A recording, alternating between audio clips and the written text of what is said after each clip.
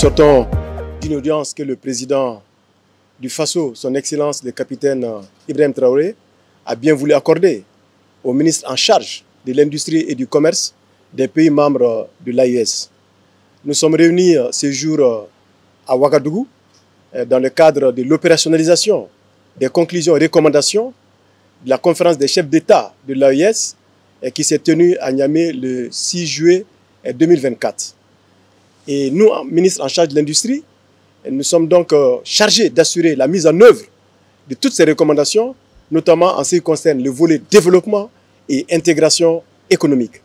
C'est dans cette perspective que nos travaux vont s'organiser autour d'un certain nombre de réformes structurelles et qui seront mises en œuvre dans les 3 pays membres de l'AES, le Burkina, le Mali et le Niger, de façon à assurer la croissance économique durable, participative et inclusive dans les 3 pays. Il s'agira notamment de toutes les questions liées au développement industriel et à la compétitivité des entreprises, des questions liées à l'amélioration du climat des affaires, la promotion de l'investissement, la facilitation des échanges commerciaux dans l'espace AES, la normalisation et la qualité des produits, la lutte contre la concurrence déloyale, les contrefaçons et la délinquance financière dans nos États, mais également toutes les questions liées à la centralisation des achats, parce que nous comptons mettre en place une centrale d'achat de façon à assurer l'achat groupé de certains produits stratégiques qui vont être favorables à nos populations. Donc, au-delà de ces réformes structurelles que nous allons réfléchir et mettre en place dans le cadre de l'harmonisation des politiques économiques, commerciales et industrielles de nos pays, nous réfléchissons aussi à un certain nombre de défis qui se posent à nos États en matière d'infrastructure, en matière d'énergie, en matière aussi de financement et surtout de la digitalisation de tous les process dans nos différentes structures du commerce et de l'industrie. L'objectif ultime est d'assurer la satisfaction des besoins des populations des 3 pays de l'AES, conformément aux orientations définies par son Excellence le capitaine Ibrahim Traoré, président du Faso, chef de l'État, le général d'armée Assimi Goïta, président de la transition du Mali, chef de l'État, et le général d'armée Abdraman Tiani,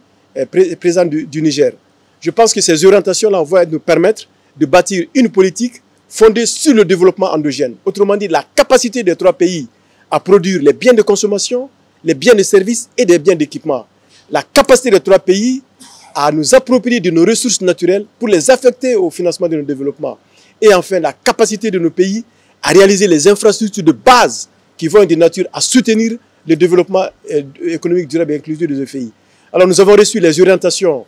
et les instructions du président du Faso, chef de l'État, le capitaine Ibrahim Traoré, et ces orientations et ces instructions vont être le boussole sur lequel nous allons bâtir, le socle sur lequel nous allons bâtir tous nos travaux et dans les prochains jours de façon à produire, n'est-ce pas, des éléments de réflexion et de recommandations pour assurer la mise en œuvre de toutes les questions liées aux réformes qui vont de nature à assurer le développement économique de nos pays et de l'intégration économique. Je voudrais, au nom de mes collègues ministres de l'Industrie et du Commerce du Burkina et du Niger, adresser nos sincères remerciements et présenter notre profonde gratitude à son Excellence le capitaine Ibrahim Traoré, président du Faso, pour nous avoir accordé cette audience-là et confirmer aussi que nous avons reçu avec beaucoup de plaisir ces instructions et ces orientations.